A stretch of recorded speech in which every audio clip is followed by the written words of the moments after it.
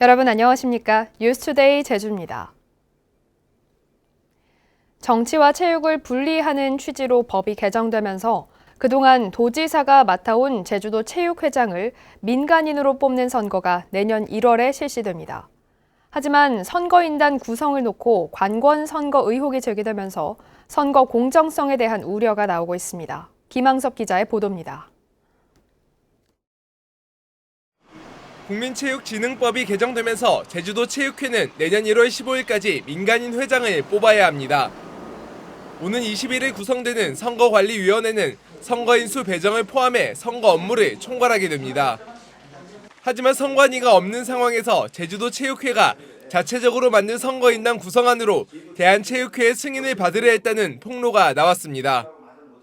선거를 잘 칠 수 있게끔 모든 행정이 뒷받침돼야지 어느 한쪽을 유력의 선거를 칠 수 있게끔 하는 행위는 용납이 될 수 없다.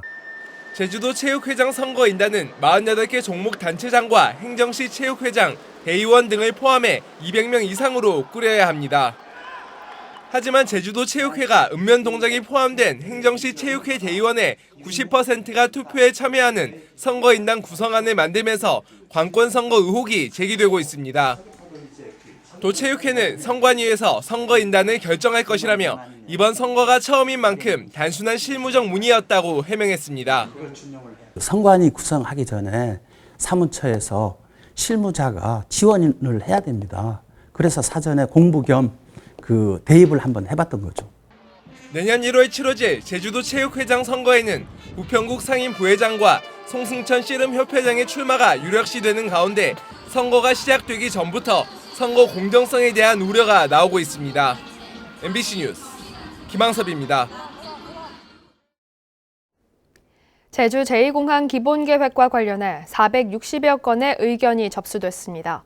제주도는 그제 제2공항과 관련한 주민 의견 접수를 마감한 결과 부동산 취득에 따른 양도소득세 감면이나 소음 대책 마련, 지역 주민 우선 채용 등 모두 460여 건이 접수됐다고 밝혔습니다. 제주도는 제2공항 연계도로 개설과 공항 운영권 참여, 주민 상생 방안 등의 내부 의견을 추가해 조만간 국토교통부에 의견서를 전달할 계획입니다.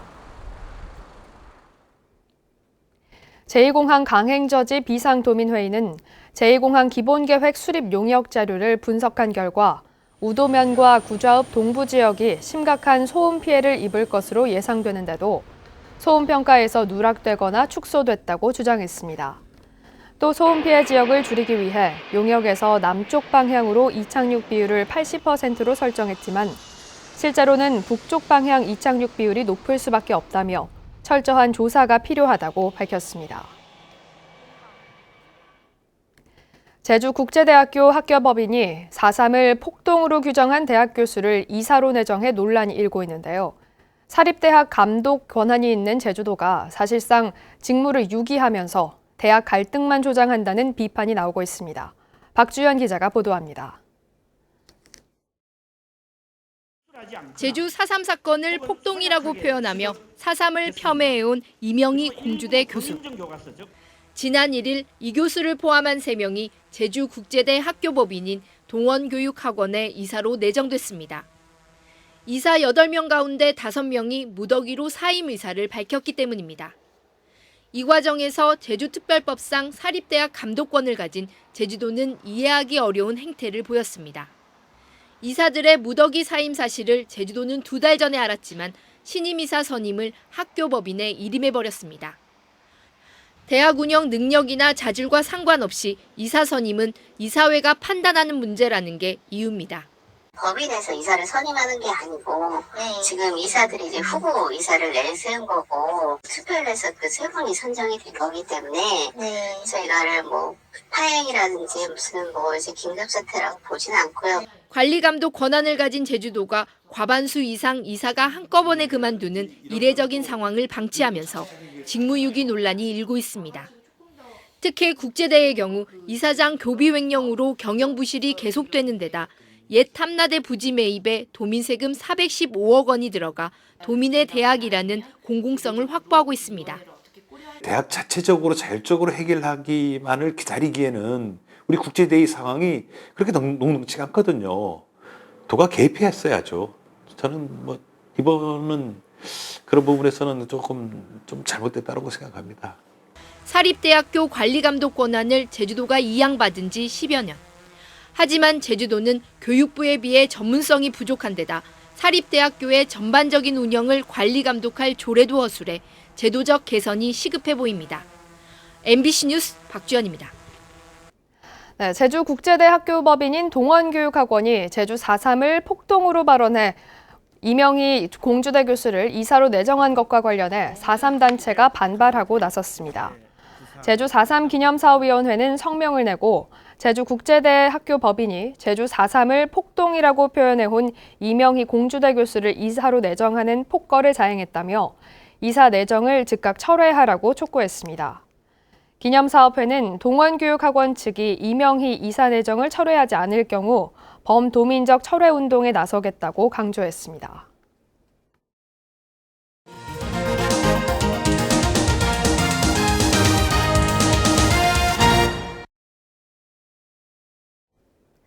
뉴스 보도 후 후속 조치를 점검하는 뉴스 후 순서입니다. 현재 경찰관들이 조리사 자격증도 없는 식당에서 보거 요리를 부탁해 먹은 뒤 병원으로 실려간 황당한 사고가 있었는데요. 국과수 감식 결과 보거 중독이 확인되면서 경찰은 식당 주인에게 과실 혐의까지 더했지만 요리를 부탁한 경찰관 수사에 대해서는 쉬쉬하고 있습니다. 김찬년 기자입니다. 지난달 10일 경찰관 5명이 일행과 회식을 했던 제주 시내 한 횟집. 식당 주인은 조리사 자격증이 없어 현행법상 보고 요리를 해서는 안 됩니다. 그런데도 경찰관들은 보고를 직접 가지고 와 메뉴에도 없는 요리를 부탁했고 요리를 먹은 7명이 마비 증세로 긴급 이송됐습니다. 지인이 갖고 왔어. 모임인데 갖고 와서 해달라 해가지고 할 수 없다가 1시간 뒤에 막 복통이 이렇게. 경찰은 당시 식당 주인을 식품위생법 위반 혐의로 입건했지만 요리를 부탁한 경찰관은 입건하지 않았습니다. 보고 중독이 확인되지 않았다는 이유였습니다. 이런 가운데 최근 국과수 감식 결과 혈액에서 보고독이 확인돼 경찰은 식당 주인을 업무상 과실치상 혐의로 추가 입건했습니다. 하지만 경찰관들에 대해서는 관계자 모두를 조사하고 있다면서도 입건 여부나 혐의는 알려줄 수 없다고 밝혔습니다. 한편 보고 중독이 확인되면서 제주시는 식약 처방침에 따라 해당 식당의 영업장 폐쇄를 검토 중입니다. 경찰의 부탁을 받고 요리를 해준 식당 주인은 하루아침에 식품위생법 위반과 과실치상 혐의로 입건되고 식당은 문을 닫을 위기에 놓였지만 경찰은 원인을 제공한 내부 직원에 대해서는 입을 닫고 있습니다. MBC 뉴스 김찬년입니다. 제주 지역은 취업자 가운데 단시간 근로, 그러니까 아르바이트 비율이 전국에서 가장 높은데요. 아르바이트생 10명 중 1명은 최저임금에 못 미치는 시급을 받는 것으로 조사됐습니다. 박성동 기자입니다. 올해 대학교 3학년인 고 씨는 학교를 다니면서 1년 넘게 쉬지 않고 아르바이트를 했습니다. 방학이면 일주일에 40시간 가까이 일했지만 주당 6만 원꼴인 주휴수당은 받지 못했습니다. 아무래도 눈치 보이니까 주휴수당은 못 줄 것 같다 이렇게 말씀하셔가지고 그냥 그러려니 했어요. 거의 1년 넘어서야 작성했으니까. 고 씨처럼 제주 지역에서 한 주 36시간보다 적게 일하는 단시간 노동자는 8만 6천여 명. 전체 취업자 가운데 23.2%로 전국에서 가장 높았습니다. 아르바이트 근로자의 대다수는 서비스 업종이고 여성이 많은데 제주는 산업 구조가 서비스업에 쏠려 있고 여성 경제 활동 비율도 높아 나타난 결과입니다. 문제는 열악한 근무 환경. 용돈벌이라는 인식 때문에 노동자가 권리를 적극적으로 요구하기 힘들고 사업주도 법 규정을 지키지 않거나 교묘히 피해가는 경우가 많습니다. 한 주에 15시간 넘게 일하면 하루 임금을 더 줘야 하지만 노동자 15.8%는 주휴수당을 받지 못했고 최저임금조차 받지 못한 비율도 11%에 달했습니다. 현실적으로 보시면 오히려 생계를 위해서 아르바이트하는 분들이 너무 많습니다. 자기가 몰라도 이렇게 보호받는 그런 상황이 아닌 이상은 자연스럽게 지금 지역사회에서 부당대우를 받고 있는 사람들이 많은 상황이거든요. 비정규직이 늘어나고 경제활동 참여 인구가 많아지면서 아르바이트 노동자는 20년 만에 2배 가까이 증가했습니다. 전문가들은 아르바이트가 더 이상 예외적 근로 형태가 아닌 만큼 이들을 위한 관리 감독과 제도적 보완이 이뤄져야 한다고 지적합니다. MBC 뉴스 박성동입니다.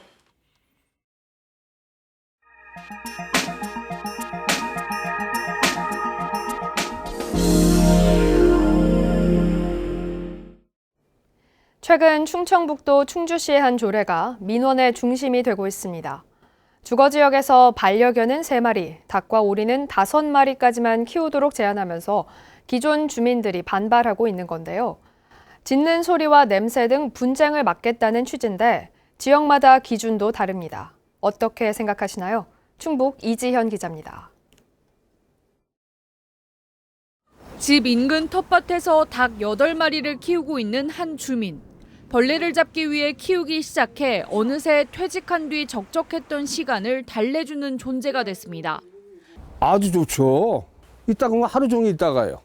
그냥 서서 와서 보고만 가도 재밌어요. 그런데 최근 충주시로부터 당황스러운 얘기를 들었습니다. 도심 주거지역에서는 닭과 오리 등을 5마리까지만 키울 수 있으니 나머지는 처분하라는 겁니다. 생명체인데 나도 사람인데 동의가 하고 그걸 어떻게 뚝 자르냐고. 가축으로 분류되는 반려견도 마찬가지. 반려견은 3마리까지만 가능해 더 많이 키우는 가정은 마리수를 조절해야 합니다. 유예 기간 동안 이전 명령 조치를 이행하지 않으면 관련법에 따라 1년 이하의 징역이나 1,000만 원 이하의 벌금을 받을 수도 있습니다. 동물로 인한 소음과 냄새 등 분쟁을 예방하자는 취지지만 이미 키우고 있는 입장에서는 받아들이기 힘듭니다. 개체수만 이제 규제하게 되면 유기라든지 불법 분양이라든지 또 다른 더 큰 문제가 좀 생길 거라고 생각하고 있어요. 더군다나 제한하는 마리수가 임의대로 정해지고 있어 반발을 키우는 원인이 되고 있습니다. 마리수 제한 규정을 두고 있는 지방자치단체마다 몇 마리까지 허용할지 기준이 제각각입니다. 청주와 제천 등 다른 지역과 비교해도 반려견은 1.7배, 닭은 4배까지 차이가 나고 있습니다. 사람마다 다 틀리니까 키우는 입장에서 많이 키웠으면 좋은 거고 피해보는 사람들은 좀 줄여야 되고 그런 거니까 그거는 다 답이 없는 거지. 그건 정답이. 아예 마리수를 제한하지 않는 지방자치단체도 있습니다. 주변을 위한 최소한의 조치라는 입장과 명확한 기준도 없다는 입장이 맞서며 논란만 커지고 있습니다. MBC 뉴스 이지연입니다.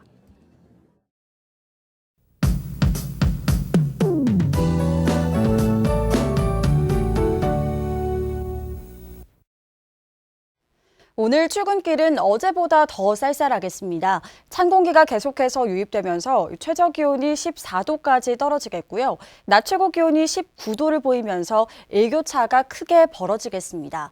특히 절기 입동인 금요일에는 최저 기온이 12도까지 떨어지면서 올 가을 들어 가장 낮은 기온을 보이겠습니다. 날은 쌀쌀하지만 하늘은 맑겠습니다. 고기압의 영향으로 파란 하늘 감상하실 수 있겠는데요. 미세먼지 농도도 보통 수준으로 공기도 깨끗하겠습니다. 옷차림에만 유의하신다면 오늘 야외 활동하기 무난하겠습니다. 다음은 자세한 지역별 날씨입니다. 오늘 최저 기온은 북부와 서부 남부가 13도, 동부가 11도를 보이겠습니다. 낮 최고 기온은 남부가 21도, 서부와 동부가 20도, 북부가 19도로 예상됩니다. 오늘 도서 지역은 맑겠고 현재 기온 13도 선에서 출발하고 있습니다. 바다의 물결은 제주도 남쪽 먼바다가 1에서 1.5m로 일겠고 내일 오후부터는 바람이 강하게 불겠습니다.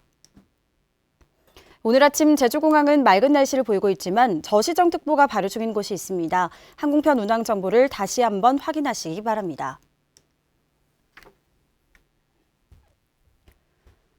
주간 날씨입니다. 당분간 대체로 맑은 날씨를 보이겠고요. 기온은 점점 더 내려가서 쌀쌀하겠습니다. 날씨였습니다. 제주도 교육청은 도내 10개 사립학교 법인에 대한 인사와 재무 등의 경영평가 결과 삼성여고를 운영하는 삼성학원이 1위, 신성학원이 2위를 차지해 보상금을 지급하겠다고 밝혔습니다. 사학기관의 공공성을 확보하기 위한 경영평가는 올해 도입됐고 2년마다 실시됩니다.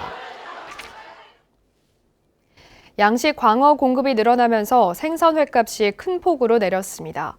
통계청이 발표한 소비자 물가 동향 조사에 따르면 지난달 생선회 가격은 지난해 같은 달보다 2% 내려 2006년 2월 이후 13년 8개월 만에 하락폭이 가장 컸습니다. 생선회 값은 8개월 내렸는데 양식 광어의 공급 과잉이 원인으로 꼽히고 있습니다. 한편 제주도는 광어 200톤을 수매에 폐기하고 198톤을 군납하는 등 소비 확대를 추진하고 있습니다. 제주도는 저소득층 7,600여 명에게 겨울철 난방에너지 구입을 위한 에너지 바우처 지원을 시작했습니다. 지원 대상은 생계급여 또는 의료급여 수급자로 가구원 가운데 만 65세 이상 노인과 만 6세 미만의 영유아, 장애인, 임산부가 포함된 가구입니다.